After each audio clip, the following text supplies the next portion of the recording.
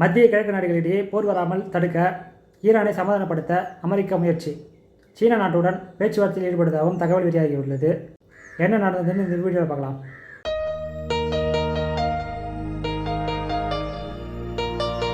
சிரியாவில் உள்ள ஈரானிய தூதரகம் தாக்கப்பட்ட விவகாரத்தின் காரணமாக மத்திய கிழக்கு நாடுகளிடையே எந்நேரத்திலும் ஒரு போர் ஏற்படலாம் என்ற அச்சம் நிலவி வருகிறது. இந்த நிலையில் மத்திய கிழக்கு நாடுகளிடையே போர் வராமல் தடுப்பதற்காக அமெரிக்கா முயற்சி செய்வதாகவும், அமெரிக்கா, சீனா, துருக்கி மற்றும் சவுதி அரேபியாவிடம் பேச்சுவார்த்தையில் ஈடுபடுவதாகவும் தகவல்கள் வெளியாகியுள்ளன. ஏற்கனவே இஸ்ரேல் தொடர்ந்து பாலஸ்தீன மீது போர் தொடுத்து வரும் நிலையில் இந்த போருக்கு மத்திய கிழக்கில் உள்ள ஈரான் உள்ளிட்ட சில நாடுகள் அதற்கு எதிர்ப்பு தெரிவிச்சிருக்காங்க.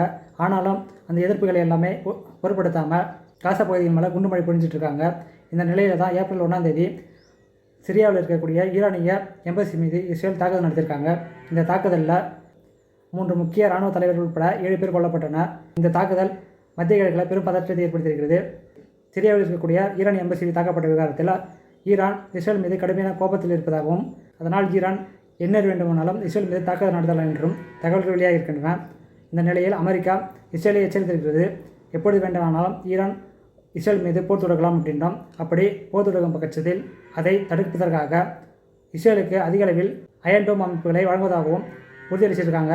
இதெல்லாம் ஒரு புறம் இருக்க, மற்றொரு புறம் பார்த்தீங்கன்னா அமெரிக்கா மத்திய கிழக்கு நாடுகளில் இன்னொரு போர் ஏற்படாமல் இருப்பதற்காக ஈரானை சமாதானப்படுத்த முயற்சியில் ஈடுபட்டுள்ளதாக தகவல் வந்திருக்கு.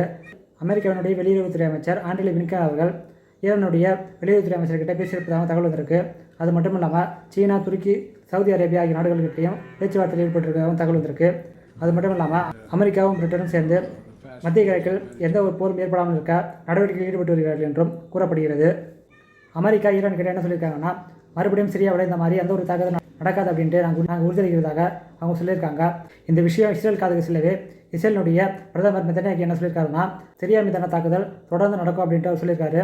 இன்னொரு பக்கம் ஈரான் என்ன சொல்லியிருக்காங்கன்னா, பலஸ்தீனிய மக்களுடைய அனைத்து கோரிக்கைகளையும் நிறைவேற்றினாதான் நாங்கள் சமாதானத்தில் ஈடுபடுவோம் அப்படின்ட்டு அவங்க சொல்லியிருக்காங்க.